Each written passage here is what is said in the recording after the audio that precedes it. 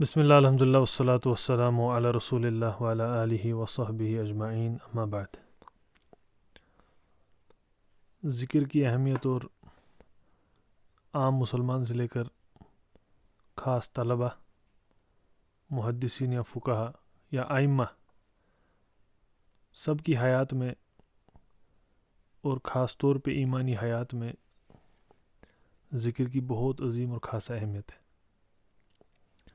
قرآن حکیم میں متعدد جگہ، حدیث شریفہ میں متعدد جگہ اس کی ترغیب اور اس کے فوائد اور اس کے اسرار بلا ریب موجود ہے۔ ایک عجیب ربط آپ دیکھیں گے، قرآن حکیم کے الفاظ اور حدیث شریف کے لفظ بالکل ایک جیسے۔ سورۃ احزاب کے اندر والذاکرین اللہ کثیرا والذاکرات، اور مسلم شریف کے اندر حدیث الذاکرون اللہ کثیرا والذاکرات، بالکل۔ جب مفردون کے بارے میں پوچھا تو حضور صلی اللہ علیہ وسلم نے فرمایا کہ الذاکرون اللہ کثیرا والذاکرات، اور اسی طرح لفظ حدیث کے لا یزال لسانک رطبا من ذکر اللہ، اس کو امام احمد نے اس لفظ کے ساتھ لایا ہے، اسناد میں مقال ہے، اور ترمذی نے رحمہ اللہ تعالیٰ اس کو حسن غریب کہا۔ تو خاص اور عام طلبہ نے اس کی بہت بار طلب کی تھی، اور میں نے بعض اقارب سے اس کا وعدہ بھی کیا تھا کہ اس پہ انشاءاللہ اہل علم کا کلام سامنے لائیں گے، کیونکہ یہ باب بہت مفید اور بہت ضروری ہے، اس کا فائدہ بھی زیادہ ہے اور اس کی حاجت بھی بہت ہے۔ اب اس میں کلام تو بہت ہے پہلے سے الی یومنا ھذا تک، لیکن حافظ ابن رجب نے رحمہ اللہ تعالی جامع العلوم والحکم میں 50ویں حدیث مبارک کو جب اس کی شرح لکھی، وہ یہی ہے لا یزال لسانک رطبا من ذکر اللہ۔ اس کے بعد ایک دو فصلیں کھینچی اور کتاب مکمل ہوئی۔ جامع العلوم والحکم ایک ایسی کتاب ہے کہ جو ہر کسی طالب علم کو حفظ کرنی چاہیے، دائم مراجعے میں ہونی چاہیے، اور اس کو بار بار پڑھنا چاہیے، کیونکہ اس میں فوائد بہت زیادہ ہے۔ ایسی شرح احادیث پہ بہت نادر ہے، بہت نادر ہے، فرید شروع میں سے ایک شرح ہے۔ حافظ ابن رجب نے رحمہ اللہ تعالیٰ اپنا علمی، اصولی، کتابت کے اعتبار سے، سیاق کے اعتبار سے، تہذیب، تلخیص، تمام اعتبار سے اپنا لوہا اس شرح سے منوایا ہے، اور یہ ایک ایسی کتاب ہے کہ جس کو بار بار آپ پڑھیں گے تو اس سے بار بار استفادہ ہوگا۔ تو اس میں پھر کچھ فصول اخیر میں کھینچے ہیں، 2 فصلیں ہیں، اور اس کے ساتھ کتاب کو مکمل کیا ہے۔ حدیث مبارک کی شرح بیان کی، اس کے بعد فصل لائی فی وظائف الذکر الموظفۃ فی الیوم واللیلہ، اور یہ ایک ایسی فصل ہے گویا کہ نچوڑ اس باب کا ہی نہیں، یہ نچوڑ عبادات کا اور فہم کا اس باب میں ان نے ملخص انداز میں ان صفوں میں پیش کیا ہے، اور بڑی احسن انداز سے باتوں کو پیش کر کے ذکر اور اس کی اہمیت ایک مسلمان کی زندگی میں اس کو بیان کیا ہے۔ بہت احسن باب ہے، دل کو چھو لینے والا باب ہے، اور بار بار آپ اس کو پڑھیں گے اور بار بار آپ اس سے لطف اندوز ہوں گے۔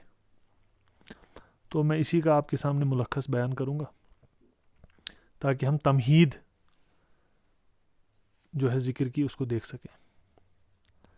تو ان نے بیان کیا کہ اللہ تعالیٰ نے فرض کیا ہے مسلمین پہ کہ اللہ کو ہر دن اور رات 5 بار یاد کرے، یعنی صلات، ان یذکروہ کل یوم و لیلۃ 5 مرات۔ کس طرح؟ باقامت الصلوات الخمس، 5 صلوات قائم کرنا جو ہے اللہ کو یاد کرنے کا معاملہ ہے اس سے، اور یہ اپنے وقتوں پہ۔ اور کہا کہ اس کے ساتھ، ان فرائض کے ساتھ، اصل میں ذکر لفظ جب ذہن میں آتا ہے تو متأخرین ذکر سے مراد جو سمجھتے ہیں وہی عہد ذہنی پیدا ہو جاتا ہے کہ یہ تحمید، تحلیل، تکبیر وغیرہ ہے، لیکن اس کا اس سے عام معنی ہے، وہ بھی ہے لیکن اس سے عام معنی ہے، وہ ہم دیکھیں گے۔ کہا اس کے ساتھ ان جو فرائض ہیں، فرض صلوات 5، ان کے ساتھ ایسے ذکر کو جوڑ دیا جو نافلہ ہے، یہ ان 5 صلوات پہ اضافہ ہے۔ ایک تو 5 صلوات ہو گئی، یہ بھی ایک ذکر ہے، اور ان کے ساتھ ایک اضافہ ہے یہ، اور یہ 2 قسم کا اضافہ ہے۔ ایک تو جن سے صلات میں ہی اضافہ ہے، ایک تو جن سے صلات میں ہی اضافہ ہے، یہ پہلی بات اس میں بتائی انہیں۔ تو فرض صلوات کے ساتھ اضافہ کیا صلوات کا، یا فرض سے پہلے، یا فرض کے بعد، یا پہلے بھی بعد بھی، اور یہ سنن کہلاتے ہیں۔ میں ملخص بتا رہا ہوں حافظ ابن رجب نے رحمہ اللہ تعالیٰ کیا لکھا ہے۔ تو یہ فرائض پہ زیادت ہوگی، اور اگر فریضہ میں نقص ہے کوئی تو نقصان جو اس میں ہو جاتا ہے اجر کا، وہ ان نوافل سے پورا ہو جاتا ہے، لیکن اگر فرائض بھی مکمل ہوں تو نوافل زیادہ کا کام کرتے ہیں۔ تو یہ ایک اصل میں تصور انہیں شروع کیا، یہ تصور انہیں شروع کیا بیان کرنا کہ اصل میں جو ذکر ہے سب سے اعظم صلوات خمس ہے، اور ان کے ساتھ ان نے بتایا کہ نوافل ہے۔ اس کے بعد کیا بیان کیا کہ اب کیا ہوتا ہے، جو یہ صلوات ہیں جو ہم پڑھتے ہیں، ان میں بعض احیان وقت ہوتا ہے، لمبا وقت۔ تو صلاۃ العشاء اور صلاۃ الفجر اس کے درمیان وقت ہے، اور اسی طرح صلاۃ الفجر اور صلاۃ الظہر اس کے درمیان وقت ہے۔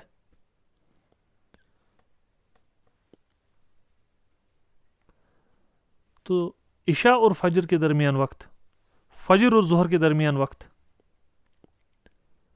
تو کیا کہا ان دونوں وقتوں کے درمیان، کیونکہ اب ذکر سے خالی ہے شخص، کہا نافلہ اللہ نے رکھ دی، ہماری شریعت نے رکھ دی، تاکہ لِأَلَّا يَطُولَ وقت الغفلت یعنی ذکر، تاکہ وقت غفلت زیادہ نہ ہو جائے اور یہ بندہ ذکر سے جو ہے غافل نہ رہے۔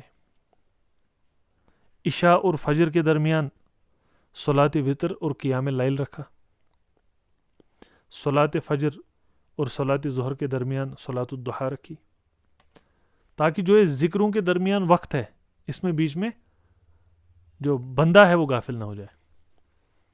تصور ذکر صلوات سے شروع کیا، اور کہا بعض صلوات جو یہ وقتوں میں رکھی یہ بعض سے آکد ہے، اور سب سے آکد اس میں کہا وتر ہے، سب سے آکد اس میں کہا وتر ہے۔ کہا اسی لیے علماء نے اس پہ اختلاف کیا، اس کے وجوب پہ، وہ تو ہمیں یہاں فقہی بات نہیں کرنی، وہ الگ دیکھ لیں گے۔ تو ثم قیام اللیل، اس کے بعد قیام اللیل ہے آکد، اور حضور صلی اللہ علیہ وآلہ وسلم دوام میں اس کو ادا کرتے تھے، حضراً و سفرا، جب مسافر بھی ہوں اور جب مقیم بھی ہوں صلی اللہ علیہ وآلہ وسلم۔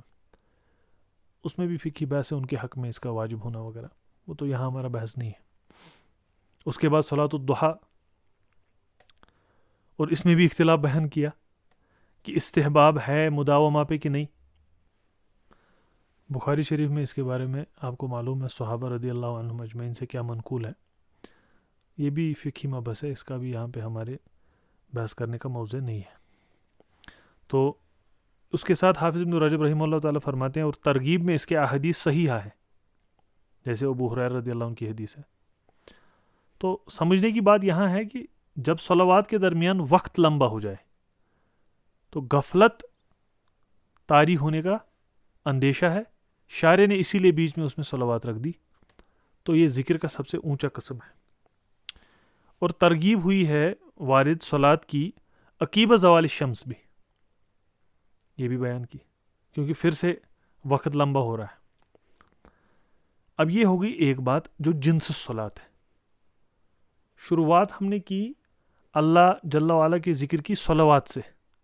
صلوات میں ہم نے پھر کہا دو جو ہے اعتبارات، ایک تو فرض صلوات ہے اور اس کے بعد نفل جو اسی کی جنس میں سے ہے. پھر ہم نے دیکھا صلوات کے ساتھ بھی صلوات ہے اور صلوات کے درمیان بھی صلوات ہے.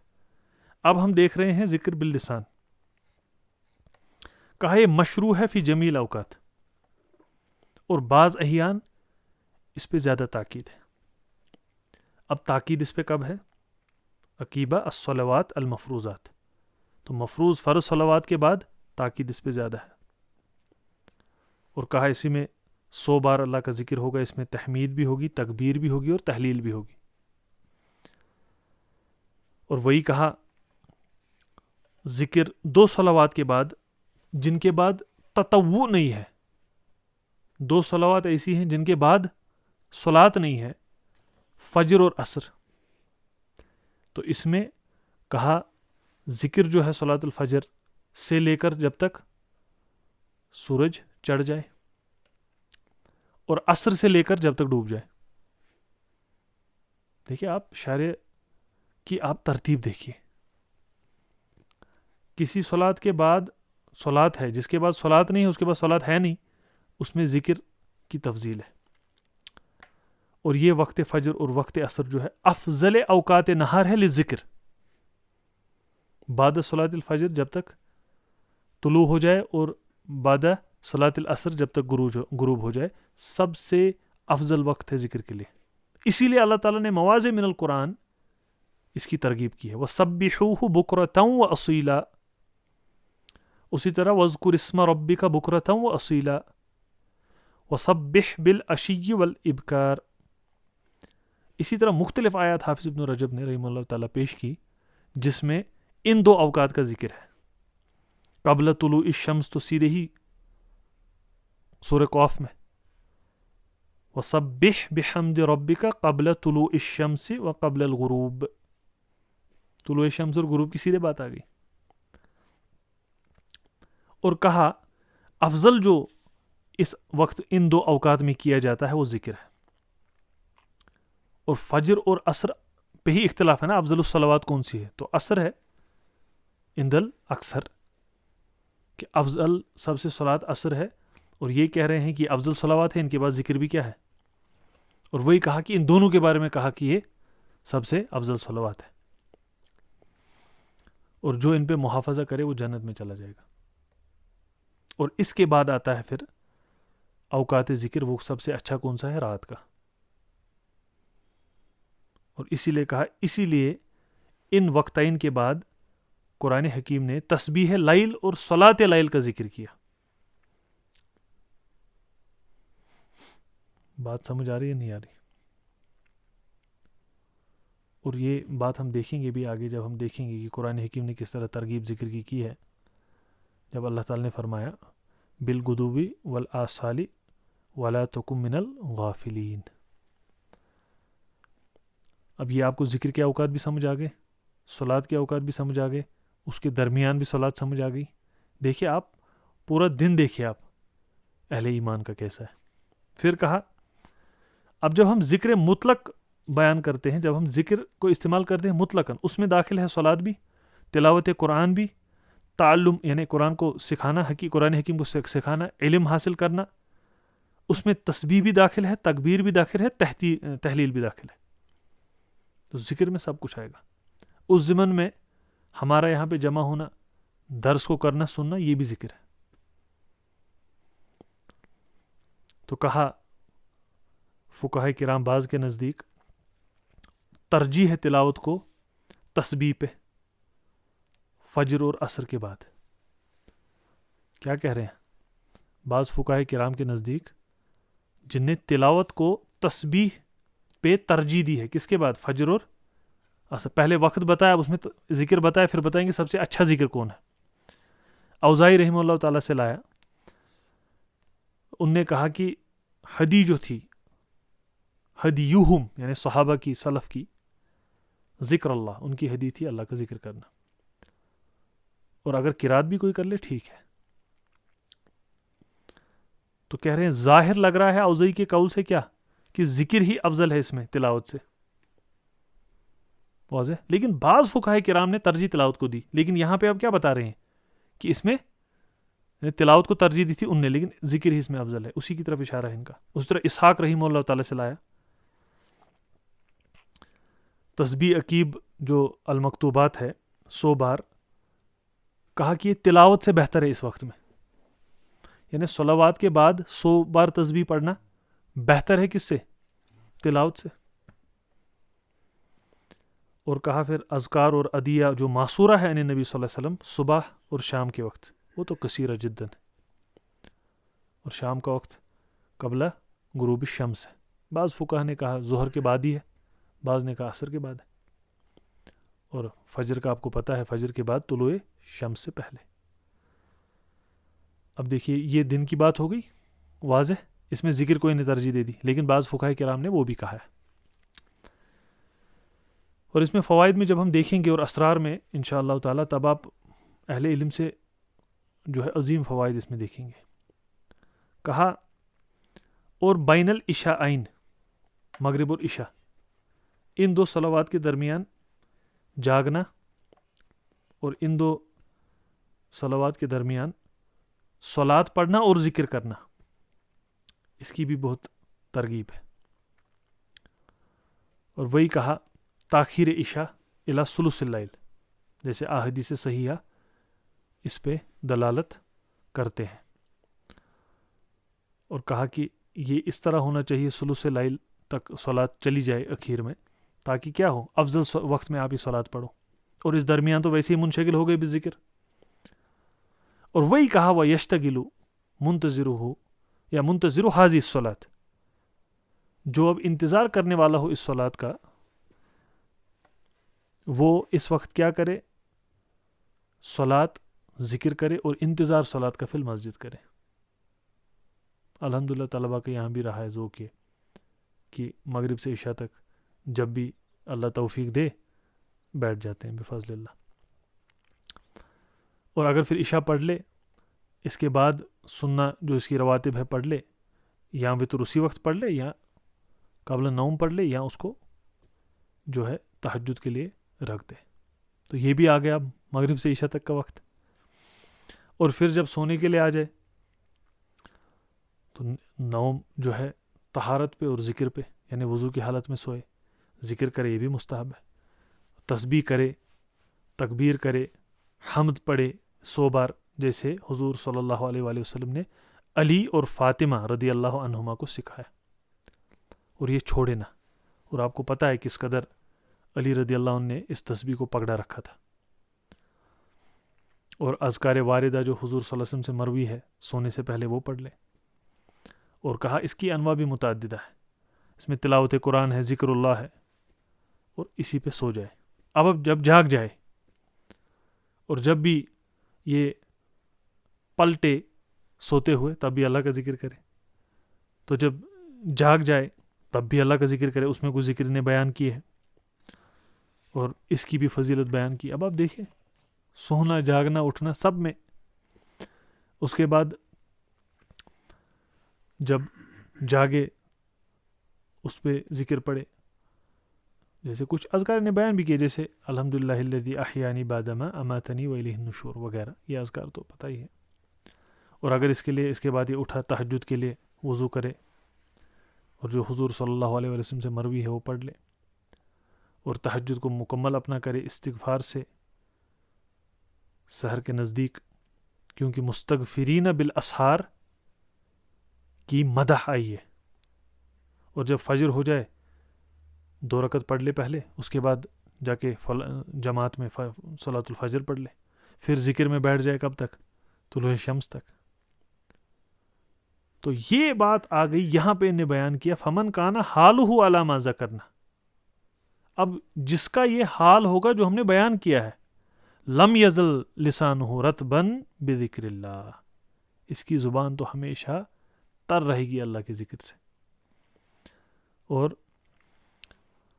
کہا کہ جب تک سوئے، جب تک جاگا ہے شخص جب تک جاگا ہے، جب تک نیند نہیں آئی تب تک بھی ذکر میں مشغول رہے، اور جب جاگے اس کے وقت بھی ذکر شروع کرے.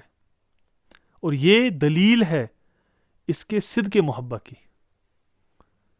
منزلت الذکر ایک عظیم منزلہ ہے، اس کے سوا گنا نہیں حاصل ہو سکتی، کیونکہ مشغولی ابھی قلب آپ کا نہیں ہے، وہ کسی دوسرے اور میں دوسری چیز میں لگا ہوا ہے، تو وہ کیسے جو ہے گنا اس کو حاصل ہوگی؟ تو نہیں ہو سکتی. پھر وہ خوبصورت شعر لایا ہے بحر طویل سے، وآخر شیء انت فی کل حجأۃ واول شیء انت وقت حبوبی. وہی کہا آخر شیء انت. یہ جو حجأ ہے نا، یہ نوم خفیفہ ہے. آپ آخری شے ہو فی کل حجأۃ واول شیء. آخری شے سونے سے پہلے بھی آپ یعنی ذکر، اور آخری شے یعنی آخری شے سونے سے پہلے بھی آپ کا یہ ذکر. اول شیء انت وقت حبوبی، اور جاگتے ہوئے بھی سب سے پہلی بات آپ کی ہے، آپ کا ذکر. اب کہا اب جو عام انسان اب زندگی میں کرتا ہے دن میں مسالے اس کے دین کے یا دنیا کے معاملے بھی کرتا ہے، اس میں بھی ذکر اللہ نے رکھا ہے. کھاتے پیتے ہوئے کیا کرے گا؟ ذکر کرے گا. لباس لگائے گا، ہے کہ نہیں؟ اپنے جو ہے باقی جو معاملات ہے وہ پورے کرتے ہوئے بھی ذکر کرے گا. منزل گھر گھستے ہوئے نکلتے ہوئے ذکر کرے گا. خلا میں گھستے ہوئے نکلتے ہوئے ذکر کرے گا. سواری پہ چڑھتے ہوئے ذکر کرے گا. ذبح کرے گا، اس پہ بھی ذکر کرے گا. تحمید کرے گا، حمد کرے گا جب اس کو چھینک آئے گی. رویت الہلال، چاند نئے مہینے کا، اس کے وقت ذکر. اپنے اخوان مسلمان بھائیوں کو، اہل ایمان کو ملے گا، حال ایک دوسرے کا پوچھیں گے، اس کے بعد بھی کیا ہم کہیں الحمدللہ علی کل حال، یہ بھی ذکر ہوگا. اور جب اللہ تعالیٰ اس کو کوئی فضل کرے، نعمت عطا کرے، تب بھی ذکر کرے گا. خوشی میں بھی، غم میں بھی، تنگی میں بھی، راحت میں بھی اللہ کی حمد ہر حال میں بیان کرے گا. اسی طرح بازار گھستے ہوئے دعا کرے گا. مرغی کی اذان سنے تب دعا کرے گا.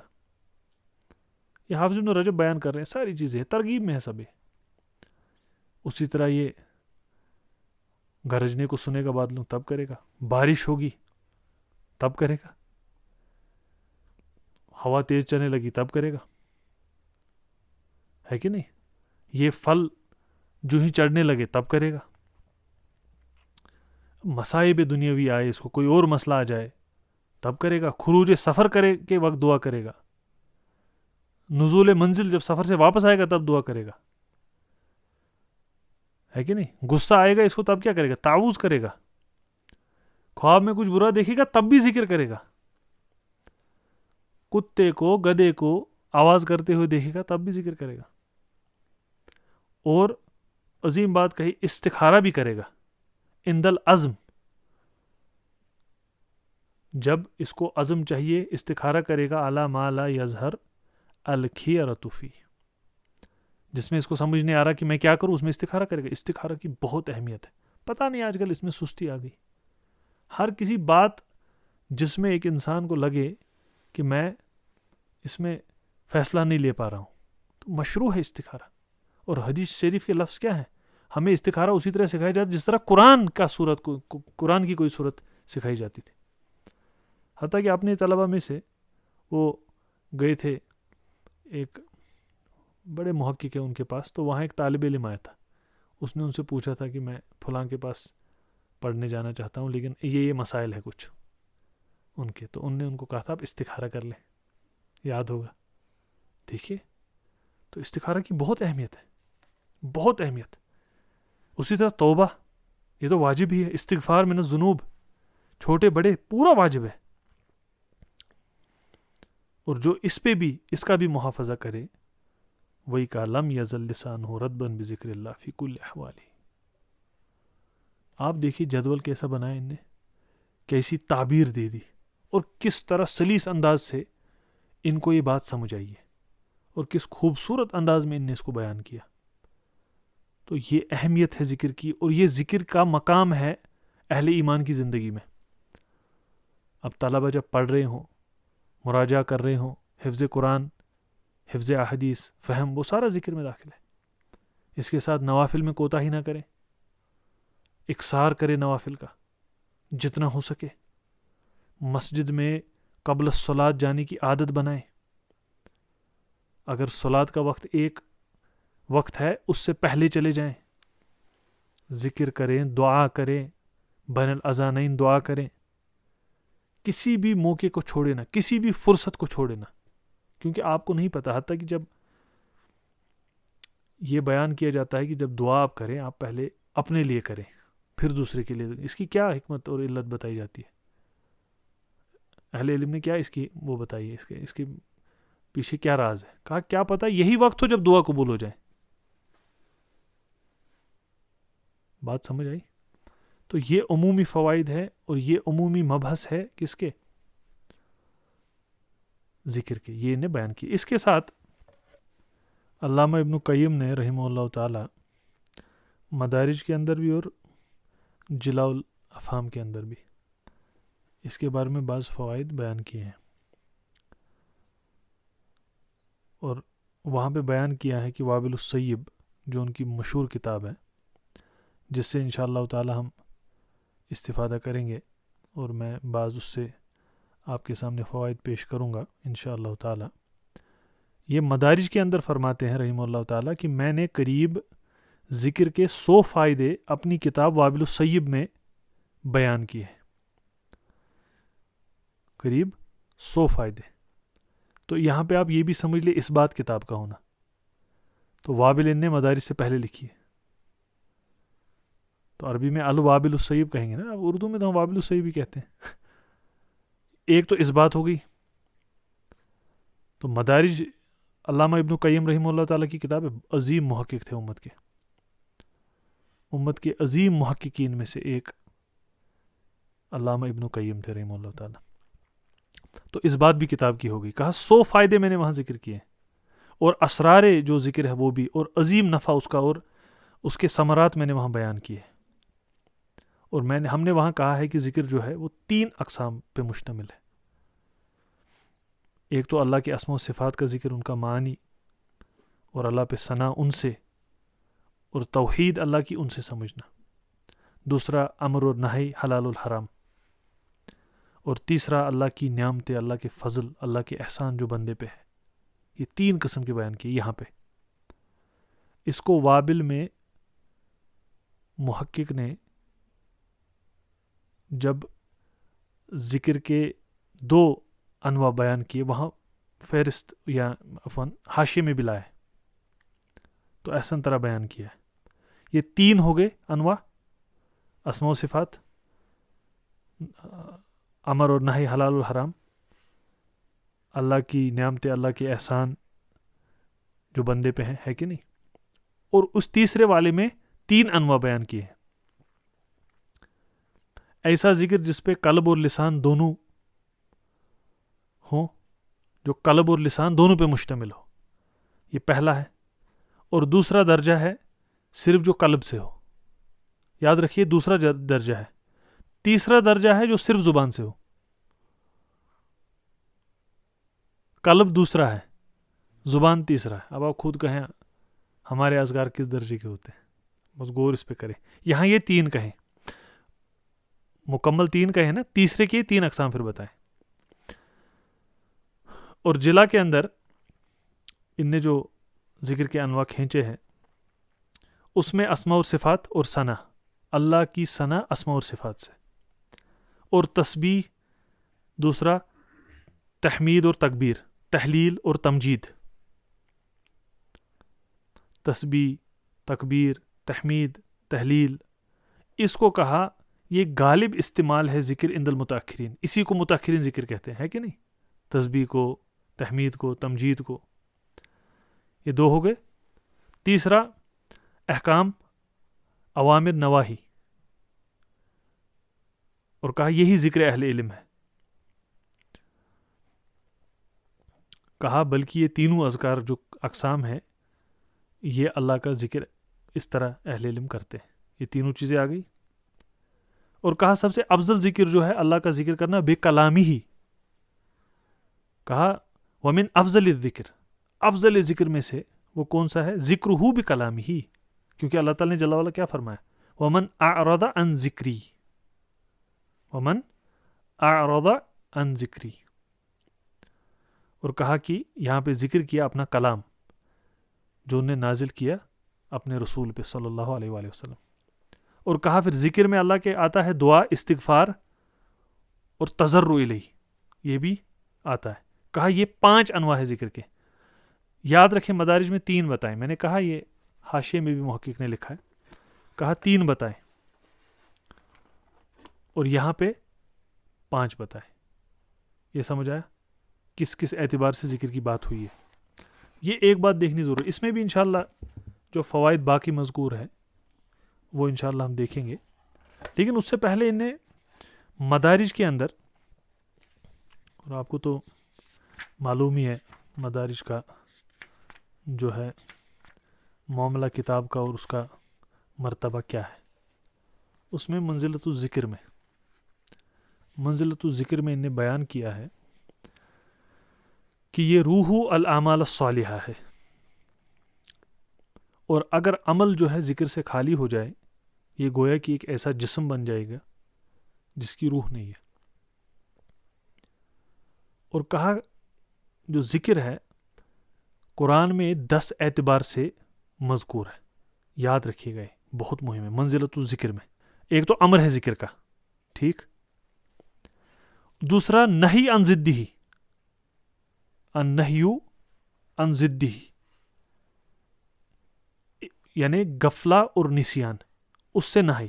پہلے امر ذکر کا، پھر غفلہ اور نسیان سے نہیں. اور فلاح کو اس کے ساتھ متعلق کر دیا، جو ذکر کے ساتھ ہمیشہ رہے، کثرت سے کرے. 3 ثنا کی اس پہ جو ذکر کرنے والے اہل ہیں، اور ان کے لیے جنت اور مغفرت کیسے رکھا ہے ہم نے پہلے بھی دیکھا ہے. 4 اور اس کے بارے میں خبر کہ جو ذکر چھوڑ کے کچھ اور کرتا ہے وہ خسران میں ہے، اس کو نقصان ہے. اور دوسری 7ویں بات، 6ٹھی بات، اللہ نے جل وعلا بندے کا ذکر، اللہ جب بندہ اللہ کا ذکر کرتا ہے اللہ اس کا واپس کرتا ہے، جو کہ جل وعلا فذکرونی اذکرکم. کہا یہ جز بنایا اپنے ذکر کا بندے کے لیے، ہے کہ نہیں؟ فذکرونی اذکرکم. اس کے بعد کہ ذکر جو ہے وہ اکبر ہے، ذکر اللہ اکبر من کل شیء، ایسے آپ کہیں 7واں. اور کہا ذکر کو خاتمۃ الاعمال بنایا صالحہ 8واں. یہ قرآن حکیم کا معاملہ ہے، یہ خود نہیں بیان کر رہے، ہر کسی جو ہے اس میں جو انہیں بیان کیا ہے ہر کسی وجہ کے لیے آیات ہے قرآن حکیم سے. اور کہا کہ خبر دی اہل ذکر کے بارے میں کہ وہ اللہ کی آیات سے نفع حاصل کرنے والے اور اولو الالباب ہے. اور 10واں کہ ذکر کو قرین اعمال صالحہ بنایا اور اس کی روح بنایا. اور جو ہی ذکر ختم ہو جاتا ہے عمل کی روح ختم ہو جاتی ہے. اب دیکھیں اس کی تفصیل بیان کی. امر کیسے ذکر کا کیا وہ آیات تو ہم نے ابھی بھی دیکھ لی. یا ایھا الذین آمنوا اذکروا اللہ ذکرا کثیرا، دیکھیے ترغیب ہے، ترغیب پہ تو ہم نے دیکھ لیا بہت. نہی عن ضدہ ولا تکن من الغافلین، یہ بھی ہو گیا. ولا تکونوا کالذین نسوا اللہ فانساہم انفسہم، یہ بھی ہو گیا. نہی عن ضدہ، ذکر نہ کرنے کی نہی. فلاح واذکروا اللہ کثیرا لعلکم تفلحون، اللہ کا کثیر ذکر کرو آپ کامیاب ہو جاؤ گے، فلاح ہو گئی. ثنا مسلمین اور مسلمات پہ جب کی والذاکرین اللہ کثیرا والذاکرات اعد اللہ لہم مغفرتا واجرا عظیما. ثنا ہوگی ان پہ. جو ذکر چھوڑ دے اس کے بارے میں کیا کہا؟ خسران. یا ایھا الذین آمنوا لا تلہکم اموالکم ولا اولادکم عن ذکر اللہ، ہے کہ نہیں؟ جزء ذکر کیسے کہا؟ فذکرونی اذکرکم واشکروا لی ولا تکفرون، ہے کہ نہیں؟ اکبر من کل شیء. کیا کہا؟ ان الصلاۃ تنہی عن الفحشاء والمنکر ولذکر اللہ اکبر. ہے کہ نہیں؟ دیکھیے کہا، شیخ الاسلام سے بھی نقل کرتے ہیں فوائد اس کتاب میں بھی اور وابل کے اندر تو بہت زیادہ. کیا کہا؟ کہا کہ ایک تو آیہ مبارکہ ہمیں کہتی ہے کہ فحشاء اور منکر سے صلاۃ روکتی ہے، اور یہ کہتی ہے کہ اللہ کا ذکر ہے اس میں، صلاۃ میں. ہے کہ نہیں؟ صلاۃ میں ہی تو اللہ کا ذکر کرتے ہیں. یہ بھی اس میں فوائد ہے.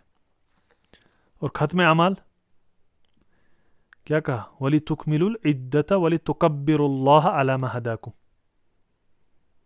حج اسی طرح کہا نا کہ جب آپ اپنے مناسک مکمل کرو پھر کیا کرو؟ فَإِذَا قَضَيْتُم مَنَاسِكَكُمْ فَاذْكُرُوا اللَّهَ كَذِكْرِكُمْ آبَاءَكُمْ أَوْ أَشَدَّ ذِكْرًا. اور اسی طرح ختم اعمال فَإِذَا قَضَيْتُمُ الصَّلَاةَ فَاذْكُرُوا اللَّهَ قِيَامًا وَقُعُودًا وَعَلَى جُنُوبِكُمْ. اسی طرح فَإِذَا قُضِيَتِ الصَّلَاةُ فَانتَشِرُوا فِي الْأَرْضِ وَابْتَغُوا مِنْ فَضْلِ اللَّهِ وَاذْكُرُوا اللَّهَ كَثِيرًا لَعَلَّكُمْ تُفْلِحُونَ. اختصاص ذاکرین آپ یاد کریں، الذین یذکرون اللہ قیاما وقعودا وعلی جنوبہم. کیا کہا؟ ان فی خلق السماوات والارض واختلاف اللیل والنہار لآیات لأولی الالباب. پھر کیا کہا؟ الذین یذکرون اللہ قیاما. بات سمجھ آ رہی ہے؟ وَأَقِیمِ الصَّلَاةَ لِذِکْرِی. یہ بھی ہو گیا.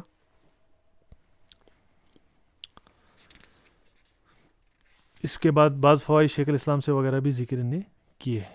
تو یہ عمومی طور انہیں بتایا ہے کہ اوجہ کتنے قرآن حکیم میں ہے ذکر کے. پھر وہ بھی لائی ہے حدیث مبارک لا یزال لسانک رطبا من ذکر اللہ، جس پہ حافظ ابن رجب کا کلام ہم نے دیکھ لیا. تو یہ فوائد، یہ تعظیم اور یہ اہمیت ہے ذکر کی. اللہ ہمیں اہل ذکر میں سے بنائے. وآخر دعوانا ان الحمد للہ رب العالمین.